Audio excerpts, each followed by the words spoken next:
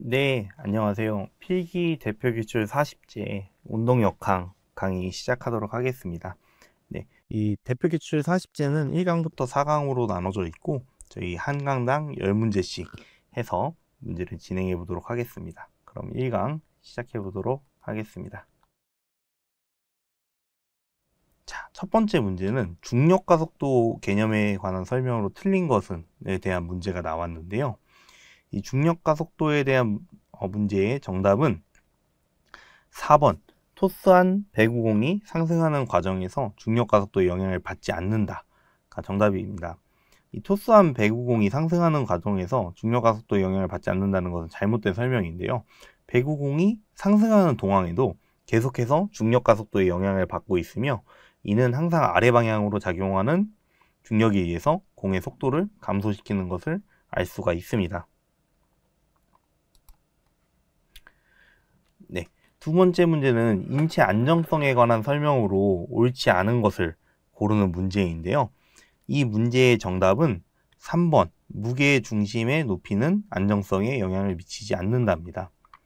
이 무게 중심의 높이는 인체 안정성에 큰 영향을 미치고 있습니다. 무게 중심이 낮을수록 안정성이 높아지고 반대로 무게 중심이 높을수록 안정성이 낮아집니다. 따라서 무게중심의 높이는 안정성에 중요한 요소로 작용을 하고 있습니다.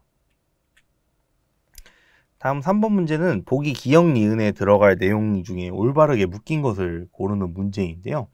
정답으로는 4번 이 정량적 분석임을 알 수가 있습니다. 이 정량적 분석은 다양한 장비를 활용해서 동작 및 힘 정보를 수치하고 분석하는 방법이고 또 정량적 분석을 통해 객관적이고 정확한 정보를 획득할 수 있습니다.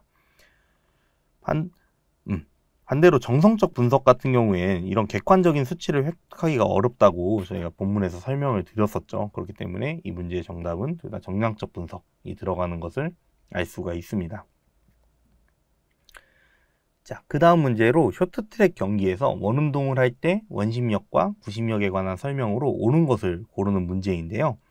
정답은 1번 원심력과 구심력은 크기가 같고 방향이 반대이다가 정답입니다. 이 원심력은 원운동을 하는 물체가 느끼는 힘으로 구심력은 그리고 원운동을 유지하기 위해 물체에 작용하는 힘입니다. 그렇기 때문에 두 힘은 크기가 같고 방향이 서로 반대 방향인 걸 알 수가 있습니다. 따라서 정답은 1번 원심력과 구심력 크기가 같고 방향이 반대 방향이다가 정답임을 알 수 있습니다.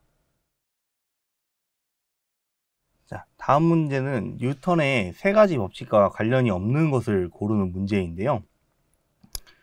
이 문제의 경우에 정답은 이제 1, 2, 3, 4번이 다 정답으로 적용이 됩니다.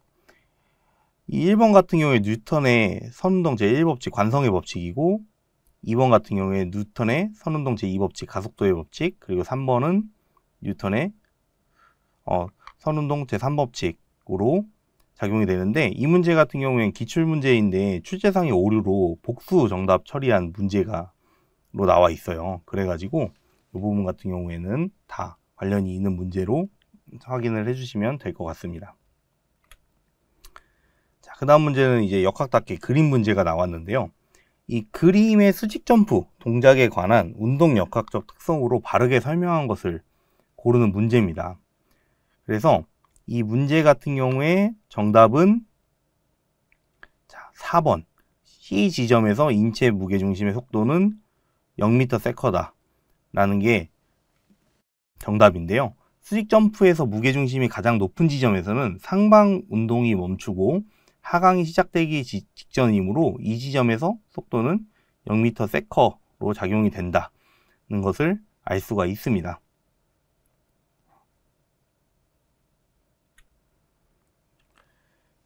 그 다음 문제로 이 다이빙 공중회전 동작을 수행할 때 신체 좌우측을 기준으로 회전 속도를 가장 크게 만드는 동작으로 적절한 것은 단 해부학적 자세를 기준으로 라는 이렇게 부제가 달려 있는데요.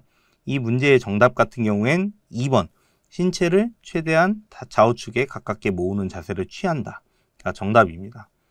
신체를 좌우측에 가깝게 모으는 자세를 취하면 신체의 관성 모멘트가 감소하게 되어 회전 속도가 증가하게 됩니다.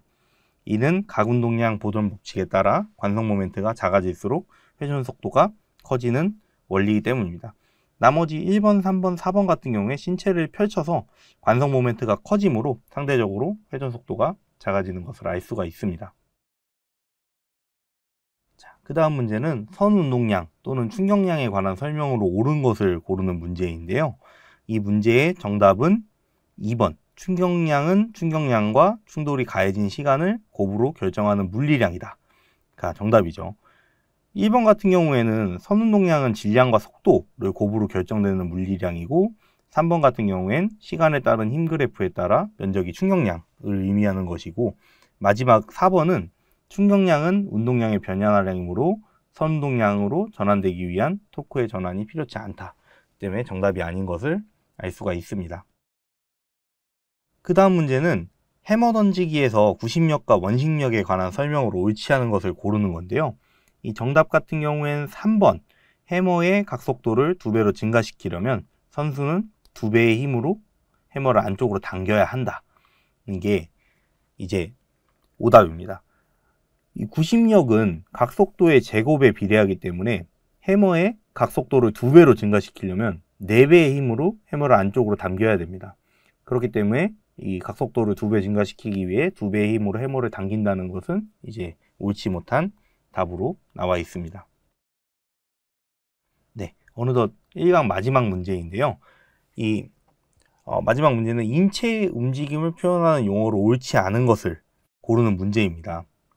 그래서 이 문제의 정답은 이제 3번 벌림, 이 오답인데요. 여기서 보면은 벌림은 뼈의 세로축이 신체의 중심선으로 가까워지는 움직임이다 라고 나와 있는데, 이 벌림 같은 경우엔 뼈의 세로축이 신체의 중심선에서 멀어지는 움직임으로 이 문제가 정답이 아닌 것을 알 수가 있습니다. 네, 저희 이상으로 1강 문제를 마치고 이제 2강에서 다시 기출문제를 풀어보도록 하겠습니다. 네, 감사합니다.